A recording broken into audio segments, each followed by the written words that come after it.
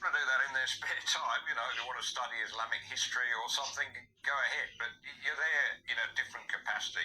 You're there to enforce the law, the Australian law, and you're there to do it according to the rule of law, which means that everybody gets treated absolutely equally. And I think the idea here is you give special treatment to at least two categories of people that we've mentioned, possibly more, because I dare say some of the other people in that intersectional district get some mention somewhere. But I think this is very dangerous. I think everybody should be able to go into court and have their case treated on its own merits according to the law, not according to some made-up stuff. This is just Made-up seems stuff, to be exactly. ideological. Now, what would you call made-up stuff, people? Judges that say it just is, making up laws so they can do whatever actions they want. That would be made-up stuff, wouldn't it? When it comes to the law, only a good law is a righteous law, right? And we are what we put out. So when it comes to what happened at the law and they want to know the truth, well, they record everything. And if we want to fix something in the law, hang on, Stella, I'll let you in the bedroom in a minute. You have to go back and want to check things for real when it comes to the law and people's rights and all that kind of stuff and people's feelings back in the day. Can be brought up, like they can't say it's my old ancestors. They might be, could be a spiritual thing there, but you can't use that in the court of law. But you can use how they got that law on your land, right? And you can discuss how that happened and go back in time, as lawyers love to talk about how they can go back in time. If there's evidence there, a case can be re-brought up, right? And so we can go back in time and go, oh, well, come on, let's talk about laws, fair laws at that time. So when you go back in time, you have to still go with their laws, like world laws and stuff like that. So you go back in time, you go, what was the world laws back then? And did Britain break those world laws, right, when it comes to the Captain Hook incident? Right? And if they did, and they didn't do the righteous steps, and they just decided, yeah, we'll bail out without no real battle and just shoot, and we believe this, and we didn't record this properly, we didn't get a word on this, we didn't get a court on that, right? And the world knows that, and the world should have known, but they didn't because they weren't so connected and they can hide, right? But the world rules were they're meant to do this, but they hid it. Then yes, they can bring up what happened back then, and let's discuss about it so we can heal. Because if such things have happened that are unfair in history, it's hard for people to heal when they've heard about that story. I heard about what they did to my grandma and my grandma, right? And now they just think you can just let it go. They made all this money off them, and now they just say let it go. What's wrong with these people? I don't know. They use all sorts of excuses. They even like to use things that they worship like science and then contradict themselves with it. It's very odd. They what they call it just is.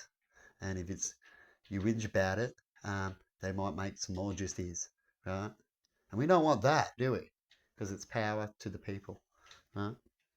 But anyway, I'm going to leave it there. Hopefully people see things in court of the law. Everyone gets judged fairly. And when a judge asks for someone to speak, as they've got the right to speak, a judge shouldn't be allowed to cut them off, right? And people should be allowed to speak, even with no lawyer, right? I reckon the only time a judge should cut off a person once they start speaking, if they're representing themselves. I didn't get this opportunity, but I'm going to talk about what I believe should go down and the opportunities that I thought I'd able to get, and what we all do think when it comes to speaking our freedom is that if you can speak what you know you need to speak and you can get it out shortly because they don't like things too long and all that, right? So you quickly get your point. My point would have been this, and that. If they're not sure what your point is, you can go tell them what your point is, right? We don't need their advice to put in, what their advice is like a little bit like what what is it? The chemist people giving out advice, telling people to have this, and that, and we recommend this, and that, and this and that can happen. They shouldn't say that because then people go, oh, it might change their mind. Oh, my doctor said this. Oh, I had this, and now have I got it right? Right? You're meant to know more. Now I hear this. You know what I mean? And so if it's not the truth, right? They shouldn't say it at all, right? If it's something negative, they shouldn't say it. All they should say is positive to the outcome that people want when they ask for advice, right? And that goes including lawyers, all sorts of people, right? And when they actually want to go speak to an officer, for a little bit about what you want to discuss before you discuss it. Right? We want to hear positive advices that, yep, you're right. Yep, science. Yep, you got a point there. Yep, we could say that. Yep, we'll go back in. Right? You could say it, and then we'll talk again. Right? Of what we think to help you. Because if you're in the wrong, we would like to talk again. Right? But go out there and say your point. We can spare 10 minutes. Right? And you say your point. But courts don't allow that these days, and it's sad. And I've got a whole story if people want to see it. But if we're poor, people don't get to see it. Right? Because they make people feel certain areas where they can't go get it. Because every time they've approached things already, they've already been pre-attacked. Every approach they've done 10 times recently, they say to do it. And then when they did it, it only would be ignored or attacked back to you in some sort of way. Right? So you go to complain about someone recording, they don't hear it, and then someone else goes to put in a complaint about you recording, but you want to put in a complaint about them, and then they get it because they didn't get to see the first recording of why you were recording.